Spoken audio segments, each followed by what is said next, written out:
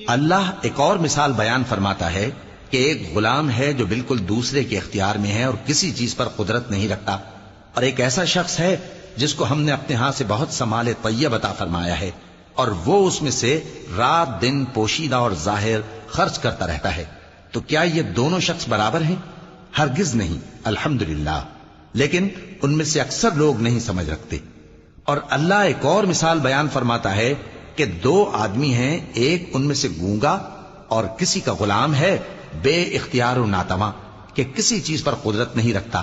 اور اپنے مالک کو دوبھر ہو رہا ہے، وہ جہاں اسے بھیجتا ہے کبھی اچھی خبر نہیں لاتا۔ کیا ایسا گونگا بہرا اور وہ شخص جو سنتا بولتا اور لوگوں کو انصاف کرنے کا حکم دیتا ہے اور خود سیدھے رستے پر چل رہا ہے، دونوں برابر ہو سکتے ہیں؟ اور آسمانوں اور زمین کا بھید اللہ ہی کے پاس ہے، اور اللہ کے نزدیک قیامت کا آنا